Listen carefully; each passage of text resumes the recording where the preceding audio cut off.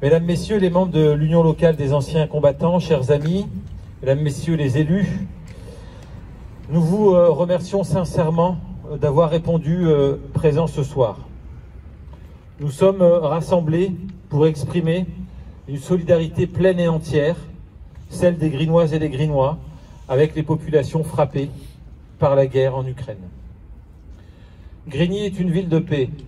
Il y a à peine 2 mois, nous étions déjà réunis ici même au nom des victimes de l'effroyable attentat terroriste qui frappa Bandiagara au Mali. Nous étions aussi réunis lorsque la guerre en Irak éclata. Nous étions aussi réunis pour nos amis palestiniens. Nous sommes réunis, vous l'avez compris, chaque fois que la guerre sonne. Aujourd'hui, à nouveau présents, unis en soutien aux habitants d'une toute autre région du monde, la nôtre, l'Europe, qui n'avait connu bruit des bottes aussi fort depuis 75 ans. Tant que la guerre et la violence frapperont, Grigny continuera de se lever pour appeler à la paix. Alors que depuis une semaine, les populations russophones de l'Est de l'Ukraine subissent les bombardements de l'armée ukrainienne, le président russe a annoncé hier le début d'une opération militaire de riposte. Cette opération militaire a le nom de maintien de la paix. Quel outrage à la Charte des Nations Unies, quel outrage à la culture de paix de dénommer ainsi un acte de guerre. Nous condamnons bien évidemment ces décisions dont les conséquences peuvent être malheureusement incontrôlables. Vladimir Poutine prend la responsabilité du déclenchement de la guerre et du possible embrasement de toute une région. C'est un échec pour tous, car la sécurité des peuples d'Europe, de l'Ukraine et de la Russie sont indissociables. En procédant ainsi, le président russe s'enfonce dans un ultranationalisme qui ne peut mener qu'à la guerre. Avec son gouvernement et ses soutiens, il porte une responsabilité de cette guerre au mépris absolu du droit international.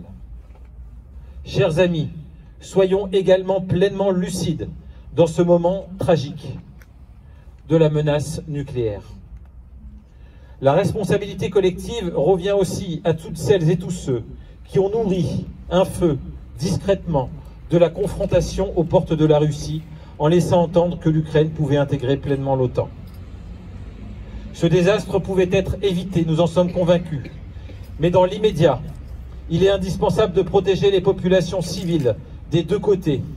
L'urgence humanitaire est à nos portes et bien évidemment, Grigny y répondra présent si on nous le demande. Il n'y a pas de peuple ennemi dans le monde. Il y a des chefs de guerre dont les peuples ne veulent plus. Ah, qu'ils doivent bien rire, les vendeurs de canons, quand les peuples pleurent. La réponse à la guerre ne doit pas être encore plus de guerre, mais la paix, simplement, et la sortie par le haut de ce conflit. La France a un rôle important et doit porter urgemment une offre de paix durable. Alors, mesdames et messieurs, soyons solidaires du peuple ukrainien et de tous ceux en Ukraine comme en Russie qui se lèvent contre la guerre. Le mouvement des villes pour la paix, le mouvement des citoyens peut faire changer les choses. Le dialogue, la coopération et la voie diplomatique sont les seules voies valables à la résolution pacifique des conflits. Mobilisons-nous pour un cessez-le-feu immédiat. Non à la guerre, oui à la paix. Et comme le disait si bien Henri Barbus, faisons la guerre à la guerre. Merci de votre attention.